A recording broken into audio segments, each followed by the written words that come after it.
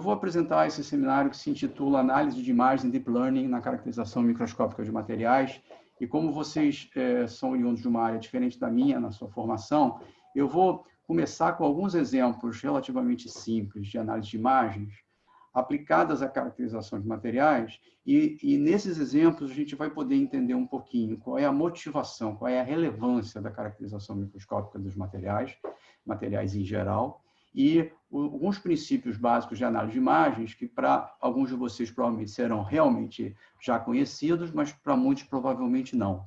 E dessa maneira a gente consegue construir um conhecimento para a gente chegar à parte mais avançada dessa apresentação, que envolve essas técnicas de aprendizagem profunda, Deep Learning. Tá?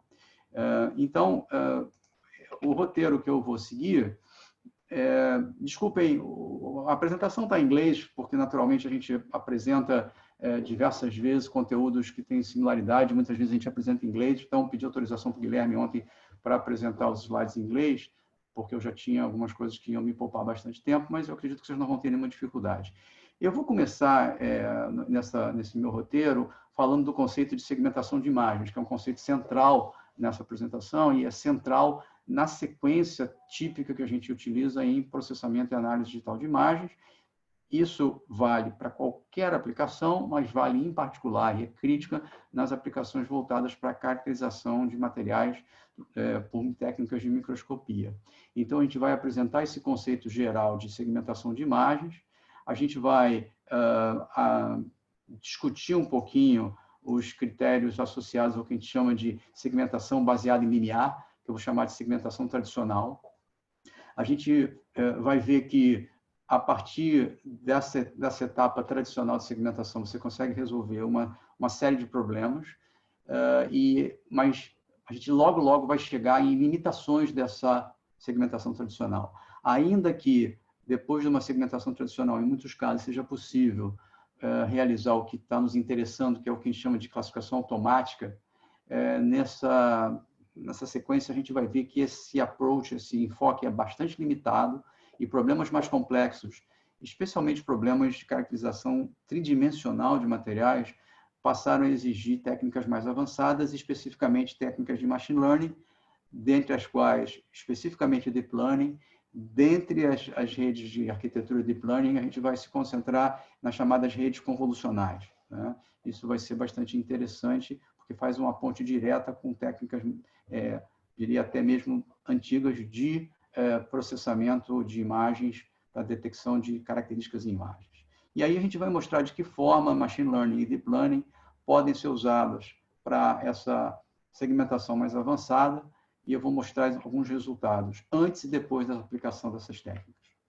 Então, para contextualizar, e o Guilherme e alguns membros do meu grupo que me conhecem bem, que estão assistindo esse seminário, já viram várias vezes esse fluxograma, que eu vou apresentar de maneira muito simplificada, que eu chamo de sequência clássica de processamento e análise de imagens. Né?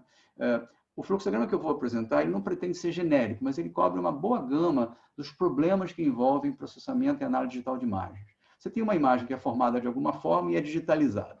Antigamente isso era um grande problema, há muitos anos que a gente já tem imagens digitais sendo formadas por qualquer equipamento. Os nossos microscópios de trabalho, que as pessoas da área de engenharia de materiais utilizam, microscópio óptico, microscópio eletrônico, o tomógrafo de raio-x, etc., todos eles, no passado, tinham algum tipo de restrição para digitalização de imagens, isso deixou de ser um problema há décadas, e a imagem é digitalizada com alguma qualidade pré-definida que satisfaça alguns critérios de resolução. Né? Então, você forma uma imagem, pode ser com microscópio, mas pode ser com absolutamente qualquer coisa, pode ser satélite, aerofotogrametria, equipamentos médicos, e a imagem é digitalizada, e normalmente essa imagem digitalizada, ela requer algum tipo de etapa que a gente costuma denominar de realce, enhancement em inglês, ou de pré-processamento. O nome pré-processamento vai ter um cunho importante aqui, porque vai ser tratado como sendo uma coisa que vem antes da etapa que se segue, que é a etapa da segmentação. Essa etapa da segmentação é a etapa na qual a gente vai dar muito ênfase hoje. Então, ela é realmente uma etapa central nessa sequência. Então, ela é uma espécie de foco, de fulcro da alavanca de análise aqui, e que a gente chama de pré-processamento é o que vem antes da segmentação, e o que a gente chama de pós-processamento é o que vem depois da segmentação. Vocês vão entender, para quem nunca estudou análise de imagem, vocês vão entender essa lógica rapidamente no exemplo que vem no próximo slide. Mas é bom contextualizar com esse fluxograma. Então, no pré-processamento, você faz algum tipo de correção básica de problemas da tua imagem, e você poderia parar por aqui, ter uma imagem melhorada simplesmente, e você encerraria a etapa azul, que é a etapa de processamento da imagem. Entra uma imagem, sai outra imagem melhorada. No entanto, a gente quer ir adiante, isso vale para qualquer área de conhecimento que use imagens, a gente quer identificar objetos, partículas, regiões, células, o que for na nossa imagem, quer identificar esses objetos e quer poder analisá-los. Para isso, você tem que passar por essa etapa de segmentação, que é a etapa em que você executa a identificação dos objetos que você está interessado na sua imagem.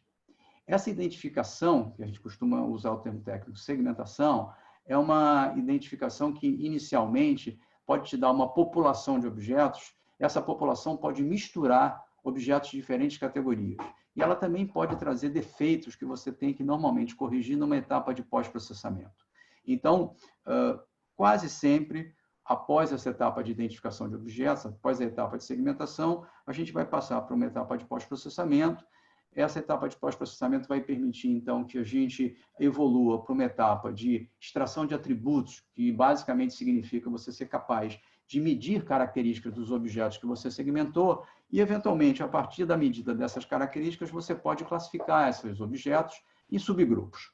Você pode fazer algum tipo de reconhecimento. Eu, então, identifiquei 1000 células, sendo que dessas 1.200 são células que têm algum potencial cancerígeno numa análise histológica, por exemplo, e outras tantas não têm potencial cancerígeno. Então, você segmenta, corrige, mede e classifica de alguma maneira, e nessa sequência, você muitas vezes tem que voltar sobre si mesmo e melhorar a tua segmentação, fazer essa etapa algumas vezes, para chegar a alguma classificação que seja relevante do ponto de vista da sua aplicação. Você começa com pixels ou voxels, se for 3D, da sua imagem, depois você vai congregar esses pixels para formar objetos ou regiões, e são sobre essas regiões que a gente vai passar de uma etapa qualitativa para uma etapa de extração de dados, que torna o nosso processo efetivamente quantitativo.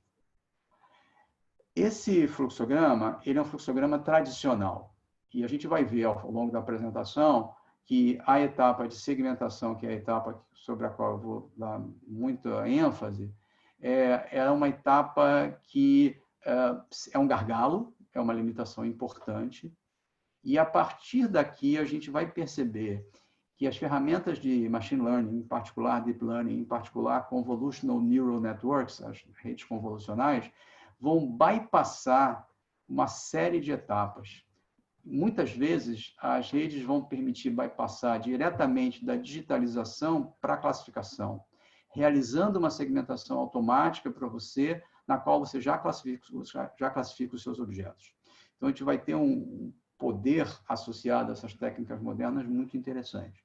Mas, para vocês poderem entender as vantagens, é importante entender exemplos dessas técnicas mais tradicionais. Eu vou começar com um exemplo de curso, que é um exemplo que eu uso há muitos anos, que certamente o Guilherme viu quando fez o curso comigo há muito tempo atrás, que é uma imagem típica de análise de materiais. Isso é um material que é uma espécie de um cimento, formado por algum tipo de cola, algum tipo de agregador, e partículas brancas ou mais claras, que são as partículas mais resistentes do nosso material cimentício. Essa imagem é uma imagem obtida no microscópio óptico, não tem nada de excepcional nessa imagem, a não ser o fato de que a gente consegue identificar essas partículas claras com diferentes tamanhos e formas, e também o fato de que essa imagem apresenta um problema de iluminação, que é um problema típico que você tem que corrigir quando você busca seguir a sequência tradicional para, por exemplo, detectar todas as partículas claras dessa imagem, que são as partículas que vão dar resistência ao meu material, e você precisa, uma vez que você detecte as partículas, você tem que agrupar essas partículas entre partículas menores, maiores, mais alongadas, menos alongadas. Então, normalmente, quando você enfrenta uma imagem como essa, em que você tem um problema de iluminação, uma região muito mais clara, uma região muito mais escura, você precisa fazer algum tipo de pré-processamento. Eu não vou detalhar, mas basicamente você vai aplicar um filtro de borramento na sua imagem, que é um filtro baseado numa operação convolucional, que eu vou explicar mais tarde. Com isso, você calcula um background que aproxima o problema de iluminação que a tua imagem apresenta, você subtrai esse background e você obtém uma imagem com iluminação corrigida. Essa etapa de pré-processamento te dá uma imagem que agora é mais facilmente segmentável, uma vez que todas as partículas de interesse, nesse momento, já têm tonalidades muito parecidas, o que não era verdade na imagem original, e, portanto, tendo uma faixa tonal razoavelmente bem comportada, eu sou capaz de detectar essas partículas com uma operação de segmentação baseada no limiar, que a gente vai ilustrar um pouquinho melhor daqui a pouco, mas nesse momento eu estou conseguindo detectar as minhas partículas, posso criar uma base de dados de medidas de todas as partículas nessa imagem. Nessa imagem eu tenho 1.349 partículas, das quais eu estou medindo aqui o fator de forma circular, razão de aspectos e outras características, e você pode, então, fazer algum tipo de análise das partículas presentes na tua imagem, na tua amostra. Para o engenheiro de materiais, é esse último gráfico que interessa. Olhar para esse gráfico que mostra a distribuição de circularidade das minhas partículas é que é importante.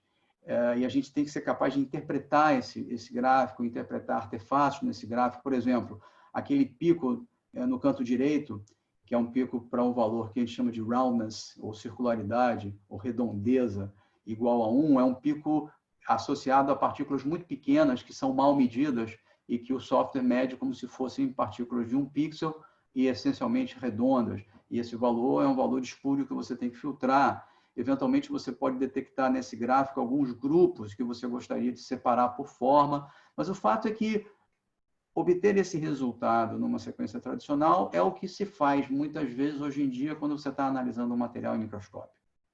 Essa sequência é muito simples de programar em qualquer ambiente que envolva análise de imagens.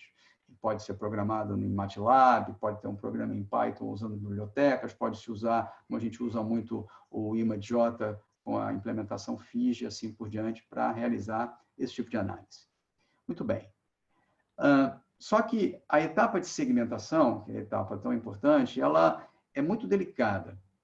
No exemplo anterior, a gente teve que fazer uma correção de iluminação da imagem para poder detectar as partículas claras, porque antes elas tinham uma gama tonal que não nos permitiria uma detecção automática, pelo menos não de forma trivial.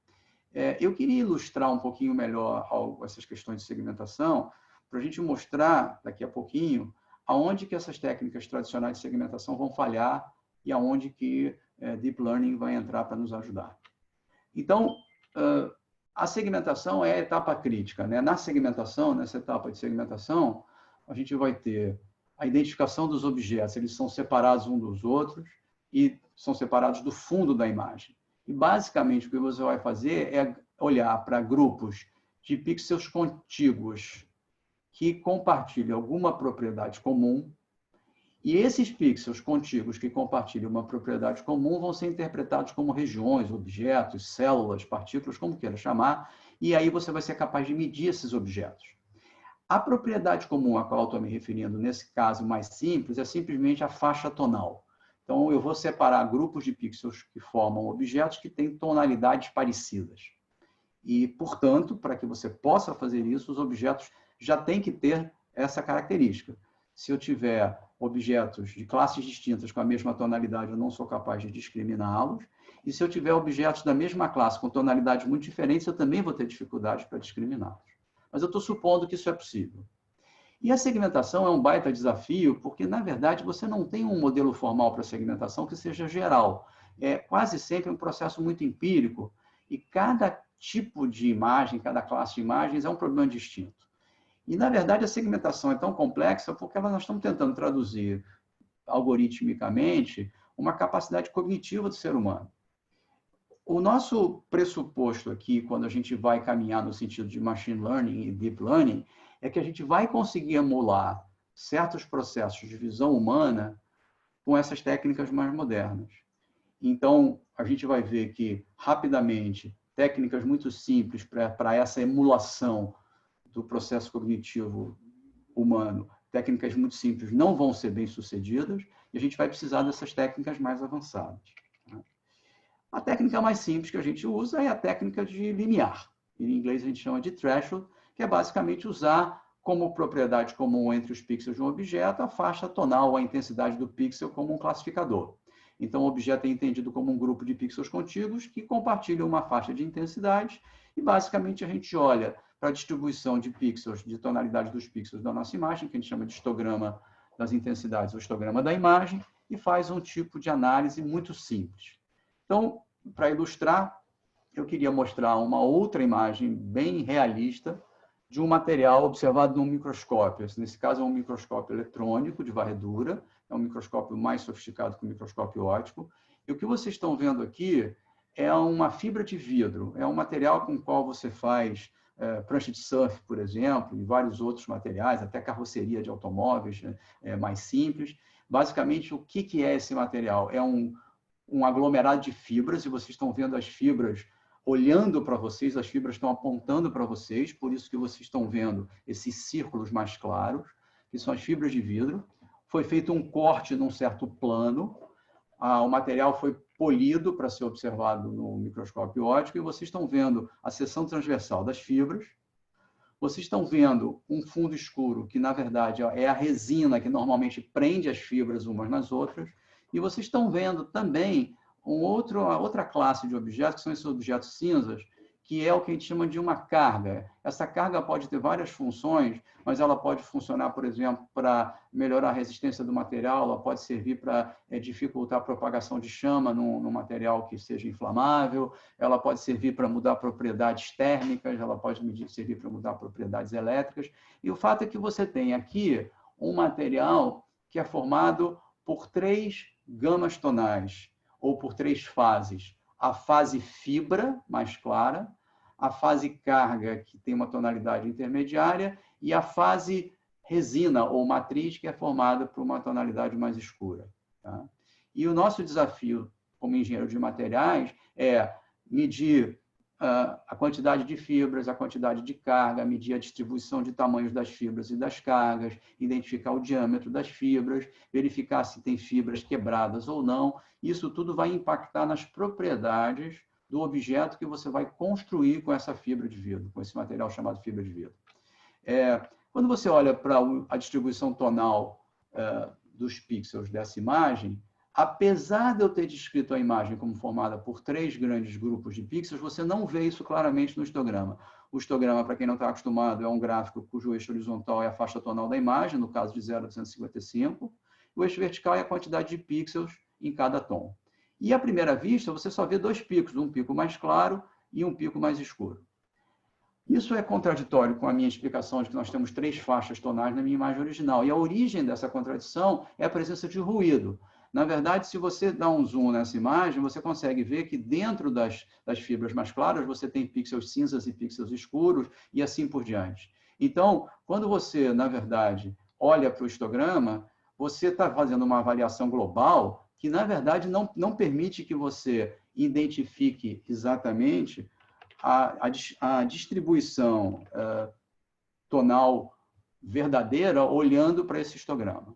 Isso fica bem evidente se você aplica algum tipo de filtragem na tua imagem. Então, eu vou agora aplicar um filtro bem sofisticado, que é um filtro chamado filtro de média não local, não vou entrar no detalhe. Vocês podem ver agora que o ruído reduziu muito, as fibras estão muito uniformes, e agora aparece um histograma composto por picos, em que o pico mais à direita é o pico de tonalidades mais altas, corresponde aos pixels que formam as nossas fibras, e eu tenho agora, sim, 2 picos mais ou menos separados, um pico intermediário, que é formado pelos pixels dos objetos de tonalidade intermediária, e um pico mais escuro, formado pelos pixels da resina, que mantém o material unido no fundo. Bem, já dá para perceber que a segmentação da imagem original não era simples, você tem que fazer um pré-processamento para melhorar essa imagem, para poder olhar para esse histograma de uma forma mais representativa, e a partir desse ponto, você pode, então, pensar em fazer a segmentação, a separação dos grupos de pixels que têm faixas tonais correlatas, e a gente chama isso de segmentação baseada em threshold. Então, você seleciona pixels que têm tonalidade maior do que esse tom T2 que eu demarquei ali, e a gente identifica as nossas fibras com bastante qualidade. você seleciona um outro pixel, um outro tom chamado T1 e seleciona os pixels abaixo de T1, você detecta todos os pixels que compõem o fundo da imagem, que seria aquela resina que eu falei, que gruda as fibras entre si. E os pixels que estão entre T1 e T2 são os pixels que formam aquela carga de objetos cinzas. E, além disso, eu tenho um defeito famoso aqui, é um defeito chamado efeito halo, em que aparecem também as bordas das fibras. Eu não vou me preocupar com isso agora, tem várias maneiras de resolver esse defeito. Isso é o que a gente chama de segmentação baseada em linear. E já já eu vou mostrar para vocês que isso não funciona. Quer dizer, não funciona sempre, tá? Se você consegue segmentar a sua imagem baseada em linear, e eu estou mostrando aqui uma segmentação daquela primeira imagem do exemplo anterior, em que uma parte dos meus objetos foi preservada, eu posso medir características desses objetos e classificar esses objetos em subgrupos a partir dessas características. Então, por exemplo, aqui eu tenho um grupo de objetos que foi segmentado. Na imagem do centro, eu tenho um mapa de forma desses objetos. O que eu estou medindo aqui é a razão de aspectos dos objetos. Os objetos mais alongados estão com tonalidade mais alaranjada, os objetos menos alongados estão com tonalidade mais escura, mais roxo escuro. E você olhando para a distribuição dessas tonalidades, você, na verdade, está olhando para a distribuição de forma dos seus objetos, de maneira que você pode aplicar um limiar numa distribuição tonal que é associada à forma e selecionar, por exemplo, somente os objetos mais alongados nesse material. Então, você pode, a partir de uma segmentação tradicional, usar medidas para fazer algum tipo de classificação. Nesse caso, apenas uma classificação baseada em um único parâmetro, o alongamento ou a razão de aspectos dos teus objetos. Na verdade, a gente quer ir muito mais longe do que isso, porque não é provável que nos problemas mais sofisticados de análise de imagem, número 1, a gente consiga segmentar tudo, como vocês vão ver. Número 2, não é provável que seja possível separar os meus objetos em classes apenas baseado em um único parâmetro de medida. Normalmente, você tem que combinar diversos parâmetros para fazer uma classificação mais sofisticada. E aqui, muito rapidamente, a gente pode pensar num conceito de classificação supervisionada, um exemplo muito simplório. Imagine que você tem que classificar frutas, né? Maçãs, cerejas, limões e melões, e que você é capaz de medir com uma câmera a cor e pode segmentar e medir o diâmetro desses objetos. Então, eu vou introduzir aqui um conceito, que é o conceito da classificação supervisionada, que, na verdade, está por trás da aplicação das redes neurais, que a gente vai falar daqui a pouquinho. Esse conceito se baseia na seguinte ideia: se você quer criar um sistema de classificação automática de objetos, você pode treinar um sistema a partir de objetos conhecidos, dos quais você extrai alguns atributos. Então, digamos que eu sou capaz de medir o diâmetro e a quantidade de vermelho na cor dos meus objetos. A gente pode separar um grupo de treinamento formado somente por cerejas, por exemplo, e quando você mede essas cerejas, você descobre que todas elas são razoavelmente vermelhas e pequenas, tá?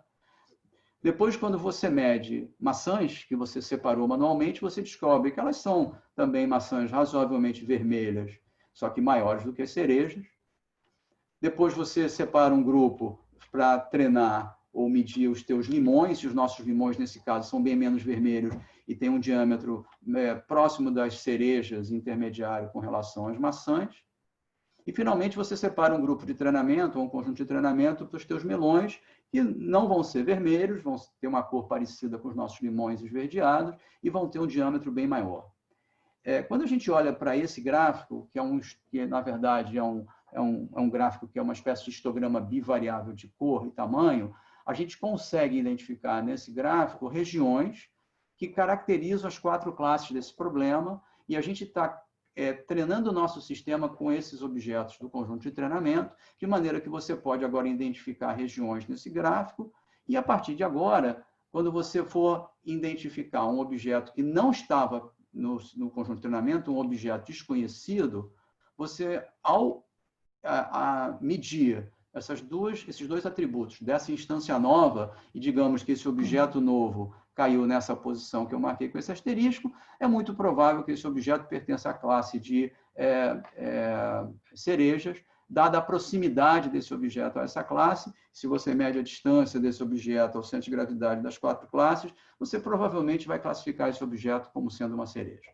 Bem, esse slide é extremamente ingênuo. O problema que eu coloquei é ingênuo, ele está sendo super simplificado, estou fazendo uma série de suposições simplificadoras, e o método de treinamento foi muito simples, e a classificação de um objeto desconhecido se baseou simplesmente numa distância nesse espaço de parâmetros. A gente vai ver que a gente tem que ir muito mais longe para poder ir adiante, mas se você se baseia nesse conceito de classificação supervisionada como sendo um sistema que você estabelece um treinamento, estabelece uma regra de classificação e depois aplica objetos conhecidos, você vai poder aplicar isso a problemas mais complicados. Eu vou passar de maneira bastante veloz por esse exemplo, que é um exemplo muito mais realista, em que a gente novamente está olhando para imagens de microscópio de um material importante, que é um material que é o minério de ferro, que é um dos principais produtos do Brasil, né, de exportação. A gente trabalha há muitos anos com a Vale, desenvolvendo rotinas de análise de imagens para eles.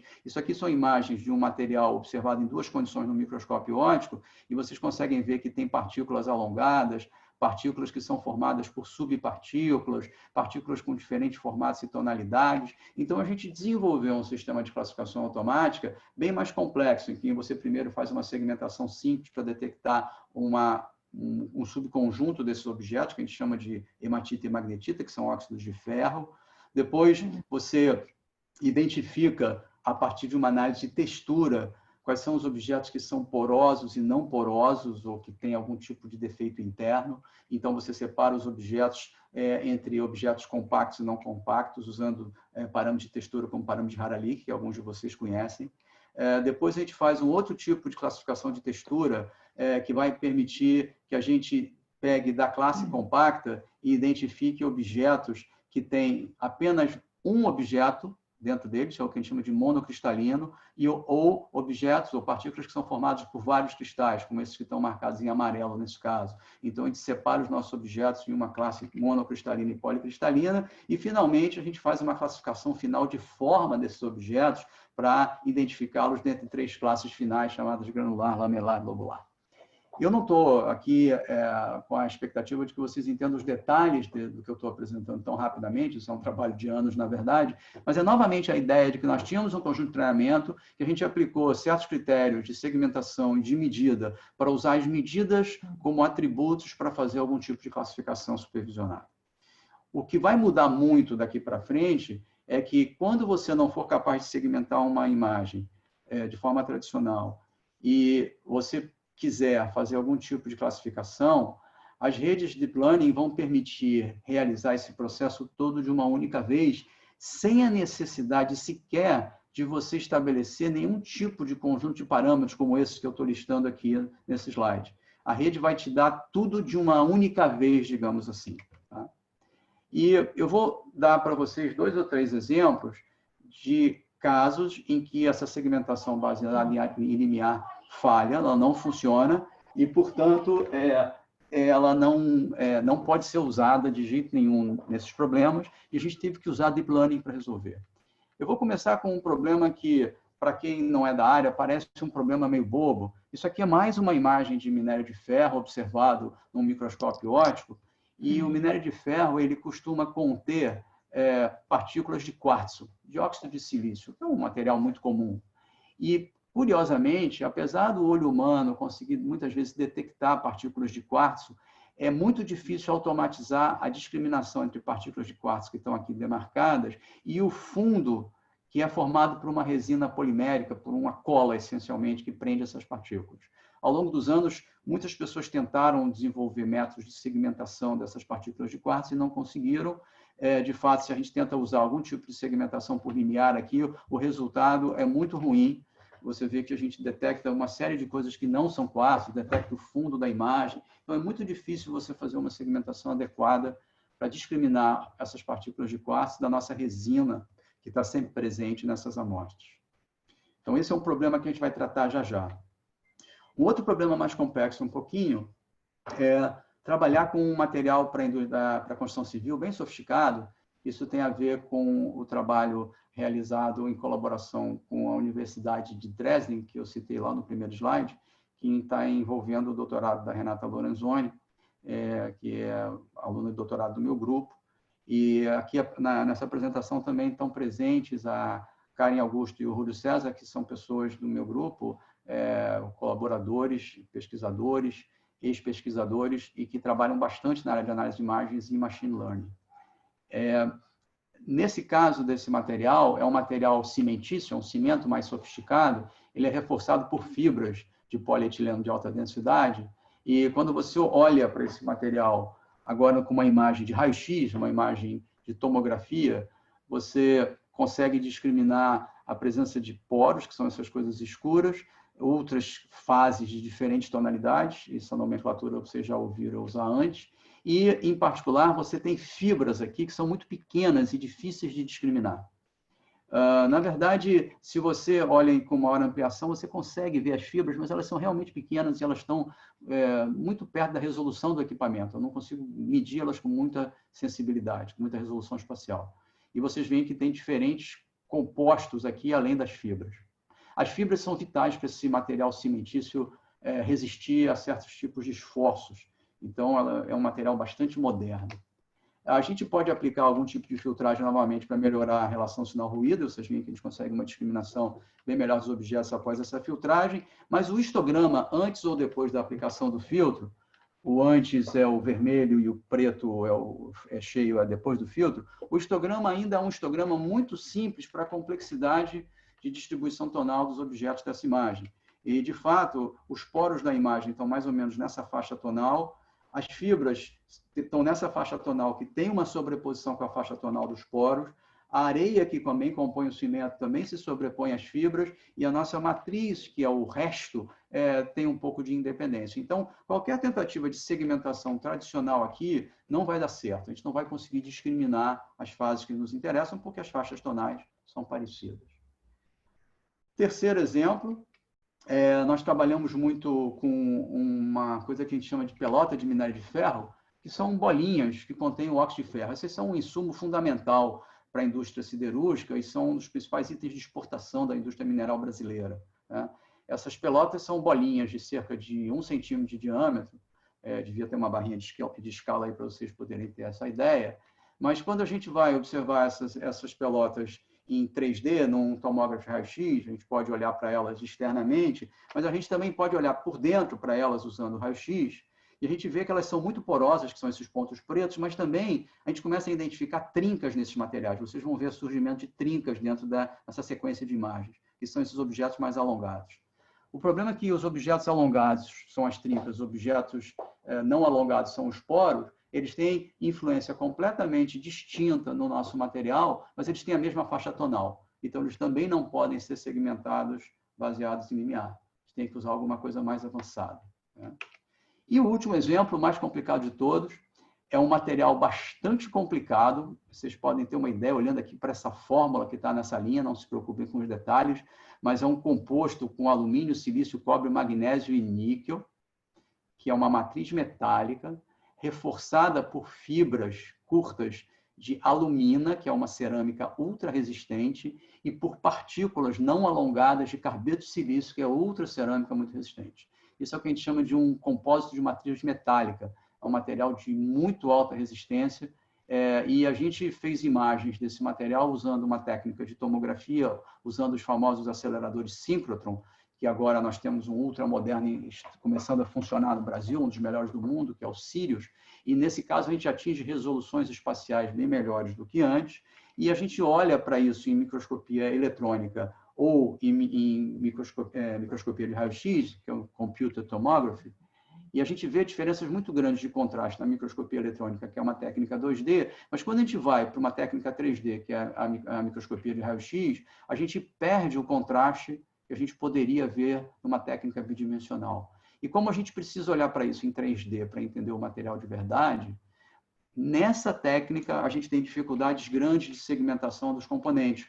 Novamente, a gente tem muita sobreposição de diferentes compostos na mesma faixa tonal. Então, uma tentativa qualquer de segmentação gera uma mistura terrível de diferentes fases que estão interconectadas entre si e, ainda por cima, nós estamos só mostrando uma visão 2D de um objeto 3D.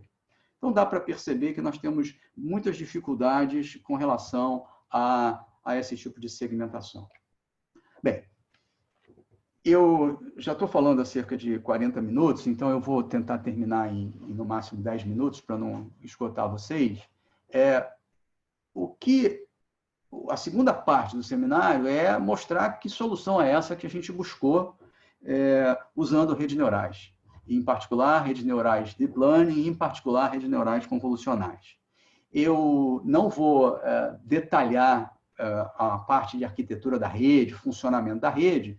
Alguns de vocês aqui que estão assistindo certamente têm experiência com isso, mas, basicamente, a rede neural é um sistema em que você vai ter um conjunto de entradas e um conjunto de saídas que, normalmente, você imagina que sejam as classes do teu problema. Então, se eu tenho um problema multiclasse, eu vou ter, se eu tenho 5 classes de saída, se eu tenho 5 classes que eu quero identificar, eu tenho 5 saídas na minha rede, e a questão é o que são os nossos inputs, quais são os dados de entrada que passam por um sistema em que você vai ajustando pesos para esses valores de entrada em diferentes camadas da tua rede e verificando o quanto esses ajustes se aproximam do valor conhecido para um dado de treinamento.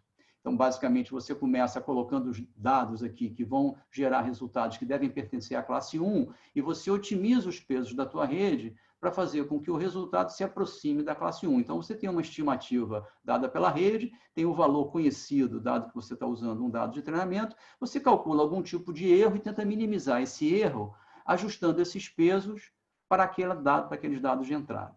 Bem, nos sistemas mais tradicionais que eu falei mais cedo, os dados de entrada são as medidas dos objetos que já foram segmentados. E aí a gente consegue, então, separar esses objetos em classes. Mas se a minha segmentação não funciona, eu não tenho medidas para oferecer para a rede, para discriminar as classes dos meus objetos.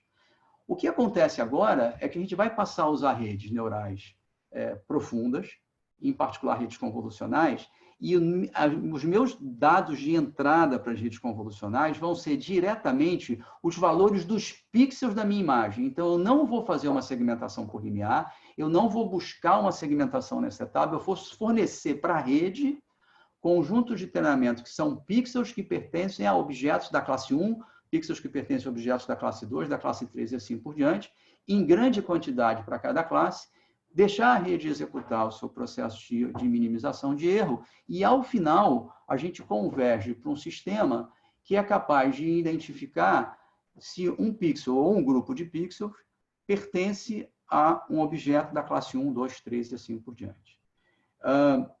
As redes Deep Learning são basicamente redes que têm mais do que uma camada escondida, como se costuma dizer, em linhas gerais, você tem mais camadas escondidas que vão permitir você ter uma flexibilidade de como você lida com os teus dados de entrada para gerar as tuas classes de saída. Reitero, não estou entrando nos detalhes operacionais da rede, mas no caso particular das redes convolucionais, eu gostaria de falar um pouquinho para vocês poderem depois entender os resultados. As redes convolucionais têm, entre essas camadas que eu estou apresentando aqui, dentre essas camadas, algumas das camadas de uma rede Deep Learning podem ser camadas convolucionais. Essas camadas convolucionais, que eu vou explicar o funcionamento em linhas gerais em seguida, elas vão nos trazer o que a gente chama de extração automática de atributos. São elas que vão operar sobre os pixels da minha imagem e vão extrair características que vão servir para a classificação. Essas características, em alguns casos, a gente consegue entender com os nossos olhos, com a nossa cabeça, mas, em muitos casos, essas redes vão gerar características que nenhum ser humano pensaria, nem é capaz de interpretar, mas como elas geram uma quantidade enorme de características, elas acabam utilizando essas características para gerar uma classificação. Então, na verdade, ela já tem incluído dentro delas um pré-processamento. Ela já faz uma seleção automática de descritores que são importantes para selecionar ou discriminar as classes, e elas te dão descritores muito mais complexos que a gente não é nem capaz de observar tradicionalmente quando está olhando para uma imagem. E essas redes, em linhas muito gerais, elas são compostas por 3 tipos de camadas. A camada de convolução, que é o que me interessa, uma camada de pooling, que vai juntar resultados, digamos assim, e uma camada de saída, que é a camada totalmente conectada, que vai me dar o resultado final de classes do meu problema. Eu só queria falar da camada convolucional, e aqui eu estou executando nessa animação, para aqueles que não conhecem, um processo de convolução entre uma entrada, uma imagem de entrada com seus pixels, cujos tons estão demarcados na imagem. A gente preencheu com zeros a borda para evitar problemas de borda, e nós estamos realizando uma convolução com um kernel, que é a matriz amarelada do centro. Esse kernel é uma matriz que auxilia a gente a detectar transições, auxilia a detectar bordas na minha imagem de entrada. O que a gente está fazendo, na verdade, a cada passo dessa animação, é multiplicar os pixels da janela azul escura pelos valores do meu kernel e calcular um valor médio que é escrito na posição central da janela azul que está caminhando.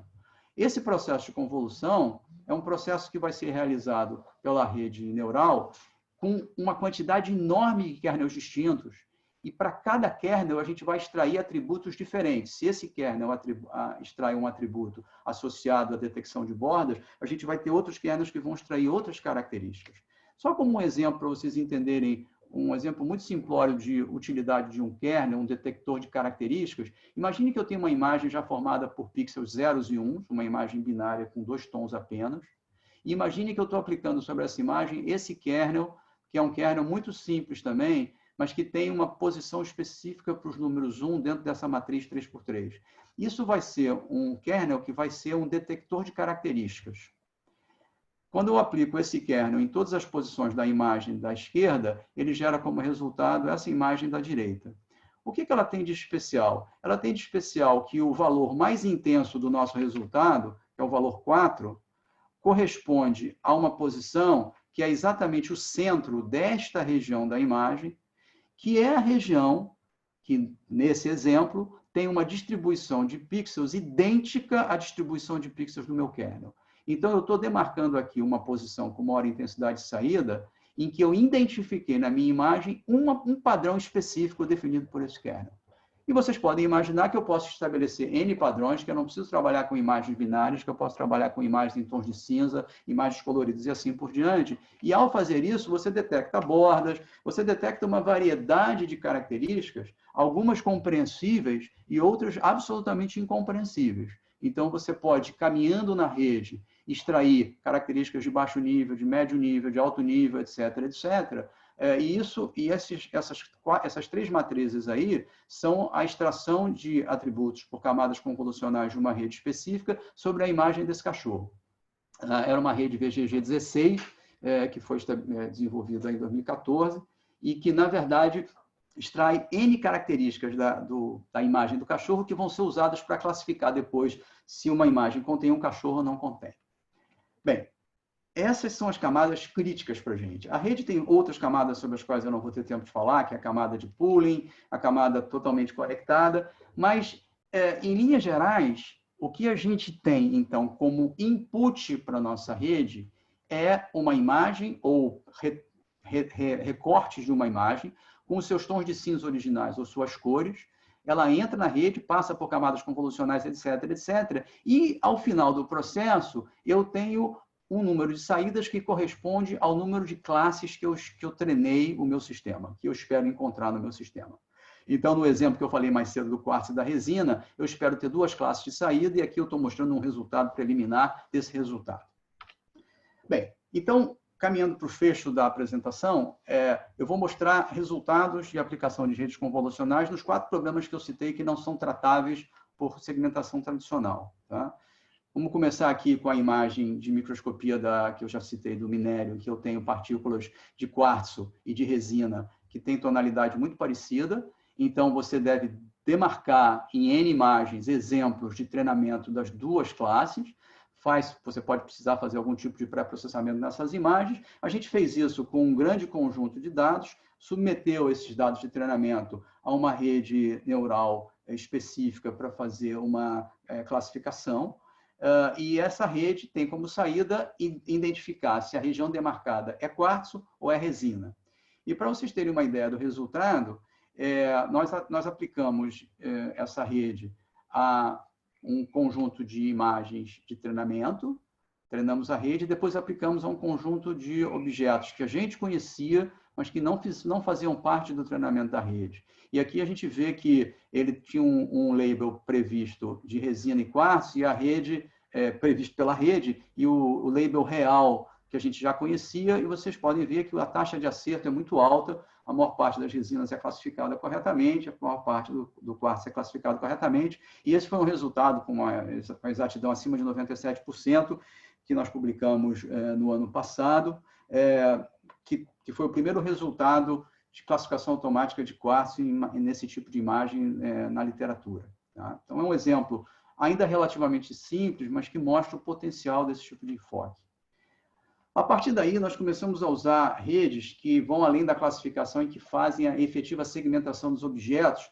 Uma delas é a arquitetura UNET, não é a única que a gente utiliza, mas é uma arquitetura bem conhecida, que foi especificada há muitos anos atrás, bem implementada em diferentes ambientes. A gente trabalha com ela tanto no ambiente em Python, usando Keras e outras plataformas. A gente usa essa rede também em softwares comerciais que têm ambiente de deep learning para processamento de imagens. E essa rede ela é muito adequada para você fazer segmentação. Eu não vou entrar no funcionamento, mas eu quero mostrar o resultado de aplicação dessas redes treinadas em 3 problemas diferentes. Primeiro, aquele problema do material cimentício com fibras, que a gente não conseguia segmentar.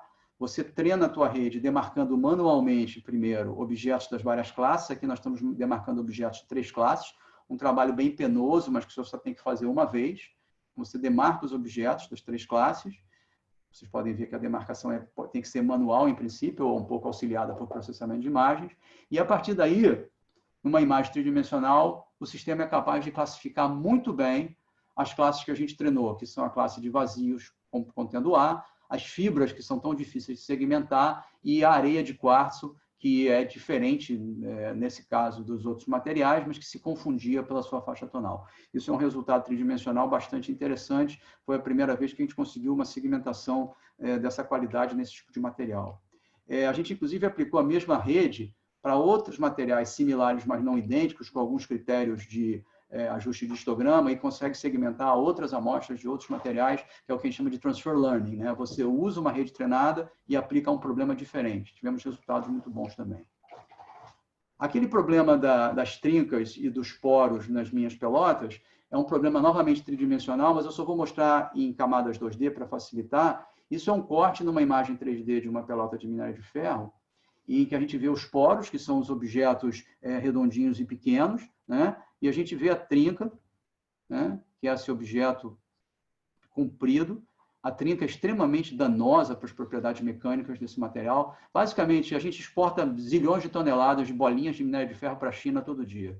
Se ela estiver cheia de trincas, ela chega na China toda esfacelada pela viagem de navio, e eles devolvem, e a Vale do Rio Doce perde milhões de dólares. Basicamente, esse é o princípio da coisa. Você tem que caracterizar suas pelotas antes de ser capaz de vender esse produto, basicamente. Então, a gente tem que identificar a presença de trincas e discriminar dos poros, e vocês podem ver que tem diferentes tipos de poros, diferentes tipos de trincas, e não é totalmente óbvio, já que a tonalidade é idêntica e muitas vezes eles estão interconectados. E isso eu estou mostrando em 2D, quando, na verdade, nós estamos pensando em imagens tridimensionais. Tá? Muito bem, eu estou me aproximando do fim.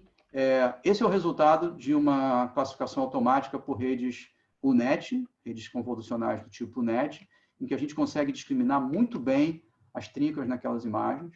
A gente publicou esse resultado também recentemente na revista de Engenharia de Minas, né, REM International, que é uma revista publicada no Brasil na área mineral, tá? Mostrando novamente pela primeira vez uma segmentação confiável, discriminando trincas e poros nesses materiais. E último exemplo, aquele exemplo complicado, daquele material complicado, que a gente acaba de publicar também, é o tal do compósito de matriz metálica. Esse exemplo é um exemplo interessante como encerramento do seminário, porque essa classificação envolve 5 classes diferentes. É um problema complexo. A gente sabe que a quantidade de dados no conjunto de treinamento cresce muito quando você aumenta o seu número de classes. Então, para você poder fazer um treinamento adequado, nesse caso, você tem que necessariamente treinar com muitos pixels. E o aluno alemão de doutorado que trabalhou comigo quando eu estava na Alemanha, ele, de fato, demarcou uma imagem inteira como essa à mão. Tá? De fato, ele demarcou a imagem toda. Tá? A partir de uma segmentação básica automática, ele foi manualmente demarcou todos os objetos dessa imagem, que é uma camada de milhares de camadas numa imagem 3D. Tá? Então, ele fez uma demarcação ultra detalhada nas nossas 5 classes, usou isso como um conjunto de treinamento para criar uma segmentação tridimensional, de uma imagem tridimensional por Deep Learning, usando uma RadioNet. Nesse caso, essa RadioNet é um plugin do Fiji, ImageJ, que está disponível para uso geral, muito fácil de usar. Né? E depois ele aplicou a segmentação por Deep Learning, e vocês podem visualmente comparar que ela parece ser uma segmentação bastante razoável, novamente olhando em cortes ortogonais de um objeto tridimensional. E a gente, então, fez algumas análises de comparação entre uma segmentação manual e por Deep Learning, analisamos a quantidade ou as regiões que tinham acerto, né, que ele chama de verdadeiro positivo, está em verde, os falsos positivos, que está em vermelho, e os falsos negativos, que estão em azul. Ou seja, a gente está identificando aqui erros numa região relativamente limitada da imagem. Podemos calcular os diversos tipos de parâmetros de acurácia, de sensibilidade, parâmetros de DICE e outros, que podem ser calculados a partir daí, que mostram uma qualidade razoável para um problema extremamente complicado. Muito bem. Isso permite que você, então, use essa segmentação para olhar para esse material e segmentá-lo em 3 dimensões, que era praticamente impossível de fazer antigamente. Na verdade, era impossível de fazer, e a gente faz algumas medidas desse material, compara com o que a teoria previu, os resultados para a fração dos materiais presentes são bem razoáveis. Muito bem, são 5 horas, estou completando já 1 hora de seminário, então vamos para as nossas conclusões e para as questões. Eu vi que o Américo levantou a mão, já passo para você, Américo, então, talvez a gente possa encerrar e eu passo para todo mundo, acho que talvez funcione melhor. Primeiro, eu estou só comprovando, demonstrando para vocês que Deep Learning, em particular redes convolucionais, funciona para problemas de segmentação complexos em conjunto de dados, especialmente de tomografia computadorizada, que são imagens que têm uma certa complexidade porque são intrinsecamente tridimensionais. Mas não é óbvio como é que você melhora a tua sequência de trabalho, os teus resultados. Você precisa de mais dados de treinamento, que toma muito tempo, especialmente se você está tentando segmentar um objeto tridimensional. Então, isso é um problema que ainda está sendo melhorado. Nós temos algumas versões de software que a gente utiliza, tem um em particular chamado Dragonfly, que agora desenvolveu uma metodologia para facilitar a construção do conjunto de treinamento. Então, as coisas estão avançando, mas é uma etapa absolutamente crítica para você ter confiabilidade na tua classificação. Então, novamente, você vai ser impactado pela necessidade de fazer filtragem de ruído, ajuste de histograma, ou será que você deve simplesmente treinar a sua rede neural, permitindo que a imagem tenha ruído, etc., e deixar esse input para a rede se virar com esse input variável? Isso é uma questão interessante. Existem vários mecanismos que a gente chama de data augmentation, né? Aumento ou disseminação de dados, em que você aumenta a quantidade de dados para a rede, girando as suas imagens, distorcendo as imagens, que pode trazer resultados contraditórios, mas parece ser bastante úteis. E existem approaches para treinamento e segmentação efetivamente tridimensional, que atualmente já estão implementados, mas que dependem de muita memória das suas placas gráficas, não vai ser qualquer placa que vai dar conta do treinamento e do processamento da segmentação 3D. As placas gráficas são vitais aqui porque a otimização de uma rede Deep Learning, ainda mais uma rede convolucional com muitas camadas, envolve você otimizar centenas de milhares ou milhões de pesos num processo de minimização. Sem uma GPU, isso é virtualmente impossível hoje em dia por causa do tempo. E, como último slide, eu gosto de mostrar esse gráfico, que é um gráfico um pouco cínico ou um pouco irônico. Como é que, normalmente, a ciência anda, né? Você tem expectativas e o tempo no teu desenvolvimento da ciência, né? Alguma coisa dispara uma inovação. E rapidamente, nesse processo, os resultados começam a surgir, todo mundo se empolga, as expectativas crescem, e você normalmente chega até um pico, que ele está aqui brincando, que são as nossas expectativas muito infladas, um pouco não realistas, eventualmente. Com o passar do tempo, muitas vezes tem uma espécie de um backlash, você começa a ter um vale de desilusão com as técnicas que você está usando, até que finalmente você começa a clarear realmente o que é importante daquelas duas expectativas muito infladas, que ele está chamando de inclinação da nossa iluminação aqui. Até que finalmente você chega num platô de produtividade que você de fato começa a usar de forma regular e confiável aquela inovação. Eu acho que as redes neurais já passaram do pico de expectativas infladas. Eu acho que a gente está em algum lugar por aqui no slope of enlightenment, mas é sempre arriscado, né, fazer esse tipo de previsão, ainda mais com técnicas que ainda são relativamente novas, complexas e muito poderosas. Então, com isso eu encerro. Eu agradeço. A gente está com essa conferência sendo gravada, então vocês depois vão ter acesso a isso, inclusive ao meu contato e a esses exemplos. E aí eu abro, então, para perguntas. Se vocês não se importam, eu vou manter a gravação das perguntas também. Caso necessário, a gente pode editar posteriormente. Guilherme, então, eu vou, já que o Américo pediu a palavra, eu vou passar para ele, e depois, quem mais quiser perguntar, fica à vontade. Sim, Américo, pode passar para ele, naturalmente. Perfeito. Américo, por gentileza. Boa tarde, Sidney.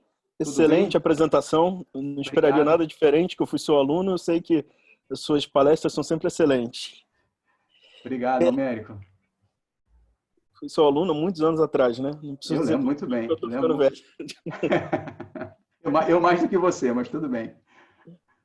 Vamos lá. Redes neurais são uma ferramenta muito poderosa. As redes convolucionais, em particular, criaram muita expectativa, como você falou, mas já são uma ferramenta consolidada. Concordo. Mas ainda o gargalo delas, ao meu ver, e acho que de muita gente concorda comigo, eu já tive essa discussão antes com outras pessoas, você tem que dar um bom conjunto de treinamento. Se você der um conjunto de treinamento ruim, não tem milagre. E você mostrou alguns exemplos aí, em particular aquele da trinca, que Sim. No fundo o conjunto de treinamento ainda depende muito do componente humano, que pode ser muito subjetivo. Então, você precisa definir lá, você precisa um especialista pegando a imagem e marcando ponto a ponto as características que você quer detectar.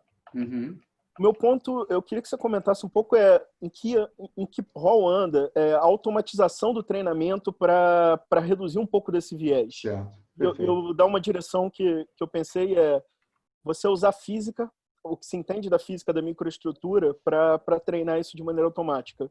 Você conhece bem a física lá no nível atômico, daquelas estruturas de átomos agrupados, que eu estudei lá no seu curso? Certo. A estrutura num nível acima, né? Vamos pensar a estrutura atômica, depois você vai para uma mesoescala, ela é resultado do arranjo lá atômico. O quão longe está você usar a física que você conhece lá do nível atômico para você treina a rede com conhecimento de física do nível atômico e você espera que com isso ela seja capaz de reconhecer os padrões na mesoescala que são consequência daquele arranjo atômico lá. Eu entendi. Existem enfoques desse gênero que são chamados métodos baseados em primeiros princípios, em first principles. Você basicamente joga um bando de átomos numa caixa, coloca interações físicas conhecidas e vê como é que eles vão se organizar. Isso funciona em certa medida, mas é extremamente penoso do ponto de vista computacional, extremamente penoso. O tempo de computação é enorme, a capacidade computacional exigida é muito grande. E você tem algumas restrições para fazer o upscaling que você está me pedindo, sair de uma escala e ir para outra. Porque, na verdade, se você olha para essas imagens da pelota, são camadas de um objeto tridimensional, daquelas bolinhas. A origem dessas trincas, ela está associada a efeitos que vêm da preparação dessa pelota, que é uma massa que rola num disco e depois passa por um forno, ela pode sofrer choques térmicos, ela pode sofrer impactos mecânicos. Então, não é nada trivial você sair de uma modelagem de primeiros princípios em escala atômica e chegar numa escala que, nesse caso, não é nem meso, né? Nós já estamos falando de coisa da ordem de milímetros aí, já é macro praticamente. Não é fácil chegar lá. Então, assim, eu não conheço uma solução que faça o caminho completo. tá? Não conheço. O que a gente aprendeu recentemente, e Renata e eu começamos a trabalhar com isso há pouco, a gente usa um programa de processamento de imagem tridimensional, de análise de imagem, chamado Dragonfly, que inclusive tem uma licença não comercial para a universidade, que é gratuita, e o programa é extremamente poderoso. E eles têm um arcabouço inteiro, uma plataforma inteira de deep learning para segmentação de imagens.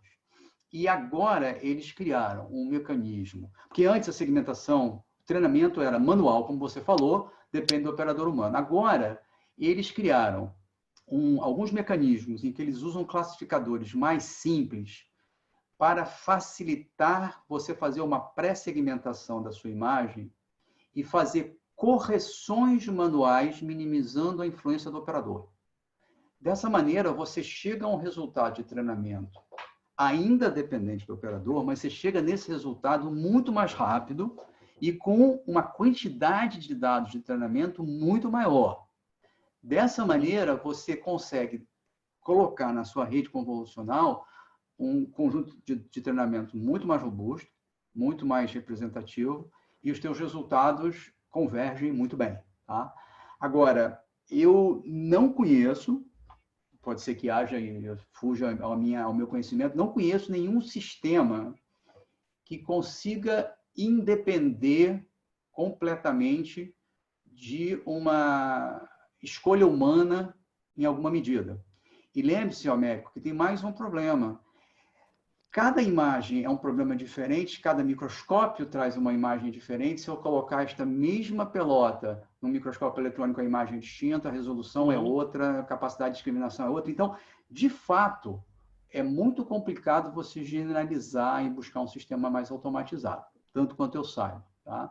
Então, eu concordo com você, isso é um gargalo. Tá? Agora, o que a gente pode perceber é que, melhorando essas técnicas de treinamento ainda humano-dependentes, a gente chega a resultados que parecem ser muito consistentes do ponto de vista das propriedades que são detectadas a posteriori. Então, a gente diz para o cara da mineradora, olha, esse grupo de pelotas aqui tem características tais e quais que a gente detectou dessa forma por redes neurais. Aí ele vai dizer, então, peraí, então eu devo esperar um comportamento mecânico tal e qual. E ele encontra esse comportamento. Então, existe uma aderência entre o que a gente diz que a gente mediu e o que ele mede como consequência, o que é, sei lá, encorajador, né? Mas é por aí no momento, tá? Que eu posso te responder. Eu vou te pedir licença, Américo, eu vou passar para a Regina Serrão e depois para a Carla. Claro.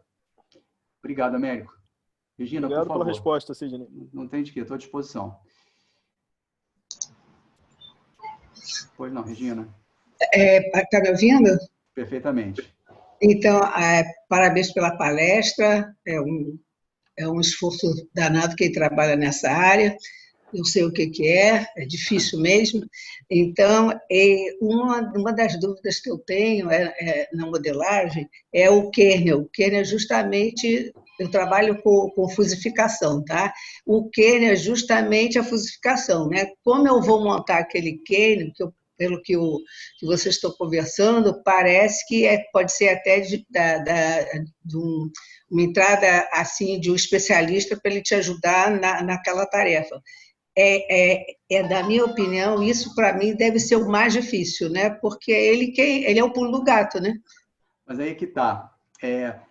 Apesar disso parecer muito difícil, você pode deixar a sua rede com as camadas convolucionais pré-programadas de maneira até randômica para ter uma variedade enorme de kernels que podem ser totalmente aleatórios. E aqui eles geram como resultado essas várias camadas que eu estou mostrando aqui de características extraídas de cada imagem. E você não precisa se preocupar em escolher kernels específicos, como eu fiz. Nesse caso, eu escolhi um kernel específico para detectar uma característica de distribuição de uns e zeros específicas. Eu não preciso me preocupar com isso, não preciso entender que um kernel tal e qual detecta bordas. Eu simplesmente uso uma variedade enorme de kernels e, já que é um approach, é um enfoque meio força bruta, já que nós temos capacidade de trabalhar com muitos inputs Na rede neural, só me permitam retroceder aqui, nesse processo, os inputs podem ser os resultados da aplicação de N kernels sobre a mesma região da imagem. Você pode ter diversas camadas de kernels ou convolucionais na sua rede. E o que você faz é otimizar essas centenas de milhares ou milhões de pesos W1 até WM para minimizar o erro de identificação das suas classes. No momento que você consegue chegar a uma taxa de acerto confiável em conjuntos de teste e assim por diante, você faz validação, autovalidação, validação cruzada, validação em conjunto de teste. No momento que você chega numa taxa de acerto validada, você não tem que, na verdade, se preocupar em entender o que esses kernels estão fazendo. Isso pode ficar totalmente escondido de você. Tá? E que eu saiba, talvez a Carla possa até comentar, porque eu sei que a Carla tem mais especialidade nessa área e vai fazer uma pergunta em seguida, mas existe até mecanismos para que a própria rede se autoconfigure, né? Então, que eu não conheço ainda, nunca trabalhei com isso. Mas, completando a resposta a você, Regina, você não precisa saber quais kernels são importantes e você não precisa sequer entender o que os kernels estão gerando de característica. Você simplesmente deixa a rede aproveitar esses resultados. Tá? Isso, de fato, é um pouco caixa preta, mas tem tido resultados excepcionais. Tá? Realmente excepcionais. Eu vou pedir licença e passar para a Carla. De nada, Regina. Pois não, Carla? Oi, Sidney, tudo bem? Prazer em ter você aqui. Obrigada. Poxa, eu que te agradeço, adorei a palestra. Eu peço desculpa, entrei um pouquinho atrasado, estava numa outra ligação. Normal.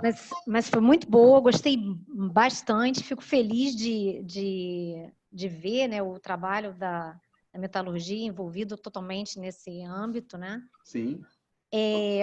Eu ouvi algumas coisas que você falou, eu não sei se você conhece. Pois não. Bom, mas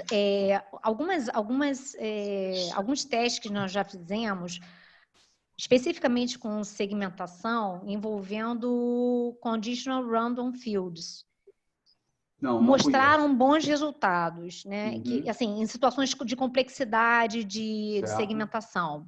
Pode ser não sei, talvez seja um caminho.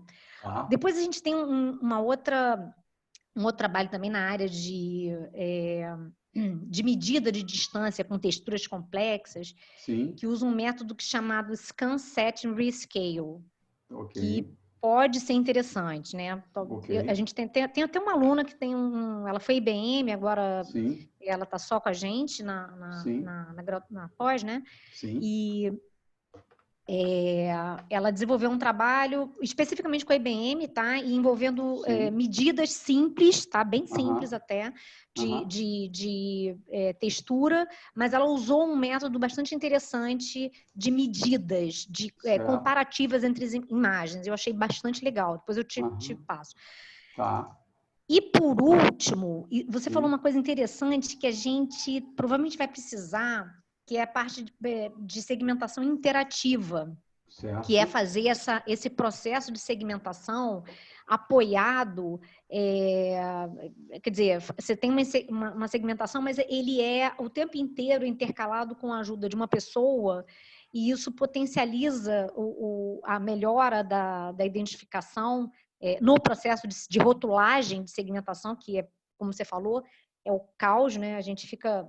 Realmente é desanimador, mas não tem jeito, né? Com certeza. A mesma coisa se aplica eu estou fazendo muita coisa recentemente com processamento de texto, então é tão doloroso. Eu pensei que eu ia fugir, que eu ia melhorar, mas não adiantou muito. Sim. É muito doloroso. E é uma coisa que a gente vai provavelmente usar num projeto recém-aprovado, então... porque a gente não sei quanto de imagem a gente vai ter para processar, e é 3D também, né? E agora, o que eu podia até fazer uma recomendação, e se você quiser, a gente tem uma tese de doutorado ótima, que é o uso de NAS, que é Neural Architecture Research, que é uma técnica, na realidade, o Américo quase que ouviu meus pensamentos aqui. Sim. A gente tem um modelo de otimização de parâmetro baseado em computação evolutiva, que a gente usa um modelo que a gente chama de inspirado em computação quântica. Ele é inspirado, né? Ok. E esse NES é literalmente uma espécie de search grid, só que um pouco mais elaborado.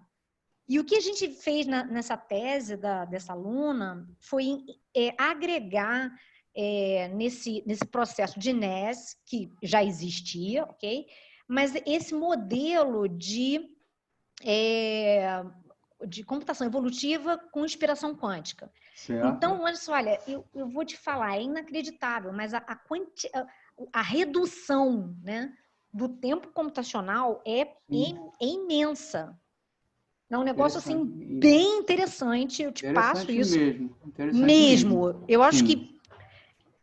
Pode falar, desculpa. Não, eu estou concordando, assim. Eu vou te passar essa tese. Sim. Foi defendida, vou te falar, não me lembro, eu acho que foi em dezembro, porque a menina queria. Sim. Ela ia ser contratada na IBM, mas. Certo. E a gente pretende usar essa técnica em imagens nesse projeto. Sim. Que a gente vai começar agora, e realmente, assim, claro, a gente precisa de máquinas, aliás, na PUC mesmo, a gente precisa de máquinas, aliás, a gente precisa de máquinas em qualquer lugar, né? Com certeza. Isso é triste falar, mas é importante, porque não adianta a gente desenvolver uma solução que realmente ainda é tão dependente de hardware, mas essa técnica eu posso te garantir que ela foi bastante eficaz e foi bastante rápida. Então, eu acho que eu te recomendo fortemente. E isso a gente pode conversar facilmente. Claro, com o maior prazer. Ótimo. Vai ser bacana. Eu acho que, muito bacana. No 3D, assim, a gente fez trabalho com a área de sísmica, então, nossa, quase de arrepiar o couro cabeludo, porque não tinha máquina que aguentasse, entendeu? Entendi. No TechGraph e em qualquer outro lugar a gente não conseguia, né? Porque realmente fica muito refém. Legal. Mas parabéns, eu adorei o trabalho. Obrigado, Carla. Obrigado. E vi assim, como assim, eu adoro essa coisa da segmentação, porque a gente tem que ter, como você mesmo mencionou, a gente tem que ter uma capacidade criativa, é quase uma arte, né? Isso. De ficar olhando para o problema e pensar assim, como eu posso interagir, né? Para extrair alguma coisa disso aqui. Isso, exatamente. É louco. Muito obrigado, Carla. Obrigada, Sidney, adorei, amei. Legal, que bom. Depois, que você tá se vocês puderem dispor aí do material, adorei. Claro, sem dúvida. Inclusive das suas referências. Claro, perfeitamente. O Guilherme Abelha vai colocar no YouTube depois algum servidor o vídeo dessa apresentação, então esses dados vão estar todos presentes lá, mas é claro, a gente pode trocar figurinha com facilidade. Você sabe que eu estou sempre conversando com a Marley também, que é a tua colega, então, tua parceira. Ela estava aqui, desculpa, ela até ficou me ligando agora durante a apresentação, eu tive que desligar. Mas eu queria só aproveitar que você fez esse comentário, antes de passar para o Vinícius Xavier, que está aguardando para fazer uma pergunta, eu queria comentar uma coisa. Eu vou, se me dão licença, eu vou compartilhar uma outra tela do meu computador temporariamente, muito rapidamente, para mostrar um outro problema que a gente está enfrentando agora, que a gente está usando uma outra arquitetura de rede, que é a MASC RCNN, bem orientado pelo Júlio César, que é um pesquisador que trabalhou comigo muitos anos, agora trabalha fora da PUC, mas nos dá suporte, e pela Karen Augusto, que é pesquisadora do meu grupo. Nós estamos co-orientando uma tese de doutorado de um aluno que está fazendo doutorado de sanduíche na Austrália, num departamento especializado na área de análise de carvão. E o que vocês estão vendo na tela no momento são 8 imagens do que a gente chama de imagens típicas de macerais de carvão. O carvão é uma coisa que se forma a partir, né, da fossilização de árvores, né, ao longo de milhões de anos. E, dependendo de várias características complicadas, você forma diferentes texturas, que é o que vocês estão vendo nessa tela. E essas texturas são identificadas visualmente por especialistas que são treinados mundialmente a partir de certos padrões, e o processo é feito de forma totalmente visual e manual. Nós já fizemos várias tentativas no passado de fazer classificação automática dessas texturas, e os resultados foram muito ruins. E agora, usando esse enfoque de redes convolucionais, e especificamente a arquitetura MASC RCNN, que o Júlio César tem grande prática e está aplicando em outros problemas, a gente começou a ter resultados muito interessantes, que ainda são preliminares, fazem parte desse doutorado, né? E são problemas de textura muito difíceis de tratar, porque você tem variação de textura dentro de uma classe, classes distintas com texturas iguais, você tem classes dentro de classes, então é um problema bastante complicado, que agora a gente parece ter encontrado um caminho para resolver. A gente sabe do peso computacional envolvido, a gente tem treinado numa máquina boa que a gente tem, que é um i9 com 4 placas NVIDIA, mais 4 GPUs, mas a gente também pretende usar a nuvem da Amazon e outras coisas para tentar bypassar um pouquinho essas limitações computacionais. Mas me interessa muito conhecer outros enfoques, já que vocês são um grupo muito mais especializado, na verdade, nesses problemas do que o meu grupo. O nosso grupo é um grupo que desenvolve, mas é muito mais aplicador das soluções. Bem, deixa eu só compartilhar de novo a tela da apresentação Vinícius, fica à vontade, por favor, para você fazer sua pergunta.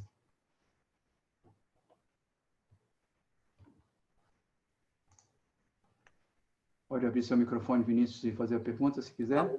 Perfeitamente. Sidney, primeiro, parabéns pela apresentação. Gostei muito. Gostei muito dos seus exemplos, da apresentação maravilhosa. Obrigado. Eu tenho algumas perguntas para você, Sidney. Ou não? Sobre métodos de classificação de padrões, hoje em dia existe uma variedade muito grande, né? Eu trabalho com muitos métodos, SVM, Random Forest, KNN, Naive Bayes. Sim. Por aí vai. Eu queria saber se, para processamento de imagem, qual é o método concorrente com o método de redes neurais? Olha, da nossa experiência, talvez a Karen possa até complementar, a Karen, que é pesquisadora do grupo, a gente tem tido resultados muito bons com o Random Forest, tá? A gente usa muito como plataforma de prototipação e até de soluções para os nossos clientes, especialmente a Vale, a gente usa a plataforma do ImageJ e, na verdade, a plataforma Fiji. A plataforma Fiji tem dentro dela o sistema do Weka, né, que foi desenvolvido na Nova Zelândia, que tem uma implementação de um Fast Random Forest. A gente andou segmentando texturas bastante complicadas, não fazem parte dessa apresentação, mas texturas extremamente difíceis de segmentar, que não tem nenhuma possibilidade de segmentar por parâmetros de textura tradicionais, e não tem possibilidade de segmentar por threshold de jeito nenhum. E a gente conseguiu resultados assim, de muito boa aderência com as características físicas do objeto, como eu falei mais cedo. Os resultados são realmente excepcionais. É uma classificação semântica, com um classificador super pesado, são gigabytes de dados que envolvidos, imagens 2D nesse caso, não é 3D, mas ainda assim a gente consegue resultados muito bons. E nesse caso particular, foi mais confortável para a gente desenvolver usando um arcabouço que já estava pronto do Fast Random Forest e fazer um treinamento de qualidade, deu trabalho, mas é possível, do que desenvolver alguma coisa nova. Então, a gente ficou muito satisfeito com esse resultado do Random Forest. Mas eu não sei comparar de maneira mais geral esses classificadores que não são, digamos, CNN, com as CNs. Eu não sei te dar uma experiência mais ampla, é um pouco limitado o meu conhecimento nessa comparação, tá?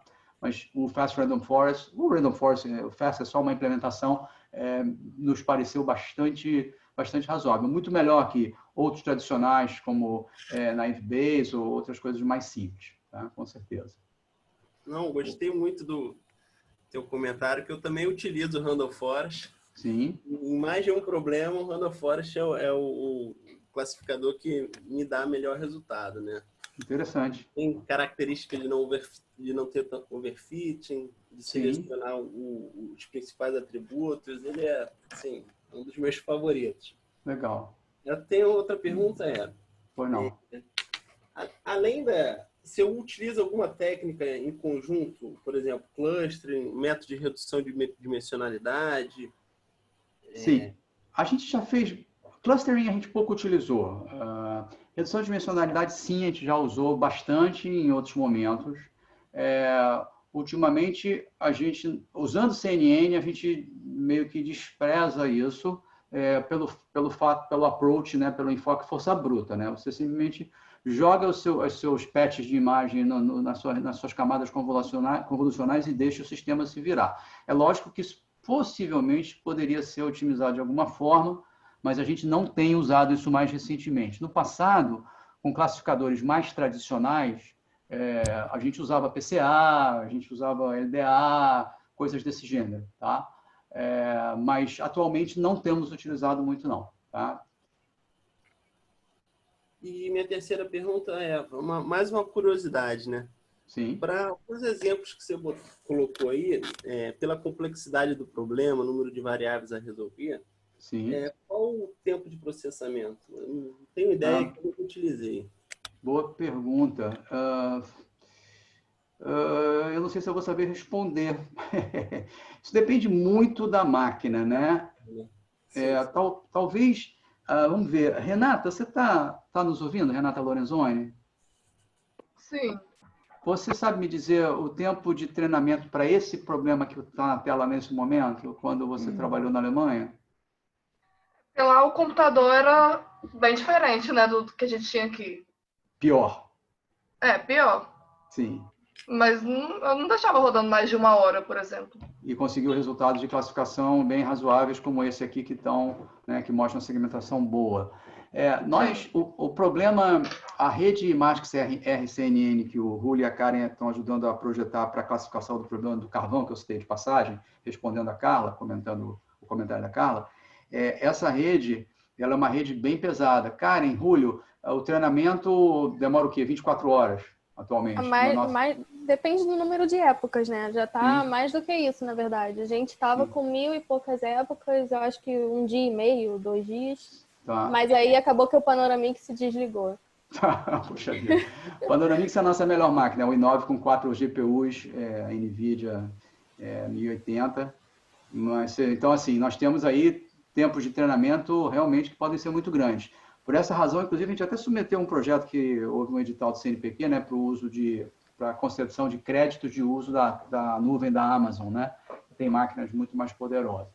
Mas então, Vinícius, a gente tem coisas que variam de minutos a dias, realmente dependendo da complexidade do problema, tá? Eu imaginei que quando você falou o número de variáveis, eu falei, isso deve demorar mais de um dia. Com certeza. São milhões de parâmetros a otimizar, então, exatamente. Sim. E a gente está rodando nessa máquina de 4 GPUs, a gente usa o Linux, que é um ambiente em Python, programado pelo Julio, que na verdade, utiliza bem as GPUs, que não é sempre auto-evidente, né? Que você consiga utilizar bem em paralelo todas as GPUs que você tem. A gente comprou essa máquina com essa configuração para poder ter várias GPUs rodando em paralelo, e em certos casos a gente consegue utilizar bem, mas não é totalmente óbvio também. Mas é isso. Tá bom, muito obrigado, Sidney. Não tem de que, Vinícius. Agradeço as perguntas. Um prazer, hein? Igualmente. Muito obrigado. Mais alguma pergunta, pessoal? Eu tenho uma pergunta, Sidney. Pois não, você pode. Tem algum crédito, né? Tem. Em primeiro lugar, claro que eu queria te agradecer. Eu não tinha dúvida que você faria uma apresentação nesse nível aí que você está acostumado a fazer mesmo, né? Mas eu tenho uma curiosidade sobre a arquitetura, que tipo de placa gráfica você está usando, tá. Mais operacional, assim, porque a gente comprou 2 máquinas há pouco tempo, sim, com uma placa 2080 Ti com 11 GB.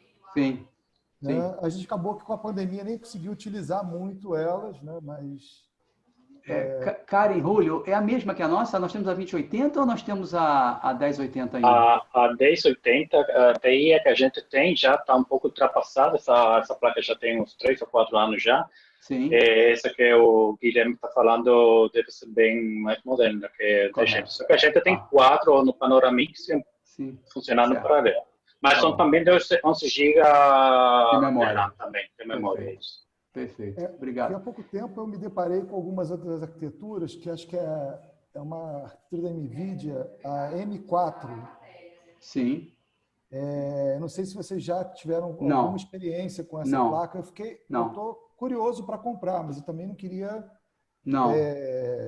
Comprar sem saber, né? Comprar sem saber, né? Você vai me servir para convolucionais, né? Você sabe alguma coisa, Rolho, sobre essas arquiteturas? Gente, essa aí não sei. Eu sei que a NVIDIA sacou recentemente umas que eu posso pesquisar, né? Eu até assisti, porque eles são financiadores também lá da gente lá na empresa. E eles recentemente falaram que o lançamento novo que vai ter, eu acho que ainda nem foi efetivado, vai ter um ganho muito grande nessa placa. Depois eu posso passar os nomes, vou ter que pesquisar por agora, assim, não lembro. Legal. Mas, por exemplo, a que a gente usa lá na nuvem, que nós estamos modernos assim, já tem um ano, um pouco mais de um ano já de atividade, são as V100, que realmente são bem melhores que essa 1080 Ti que a gente está usando lá na PUC. As V100 são as que estão disponibilizadas normalmente lá na nuvem, na plataforma da AWS, da Azure. Tá bom, perfeito. Pois é, Gui, a gente não tem tanta variedade, nem tanta experiência com isso. Tomamos muito na cabeça quando tentamos configurar as 4 GPUs da NVIDIA no Windows, tá uma surra danada, em Linux funciona muito melhor, e de qualquer jeito já está um tanto ultrapassado. Eu vou fazer o seguinte, gente, eu vou interromper o sharing da apresentação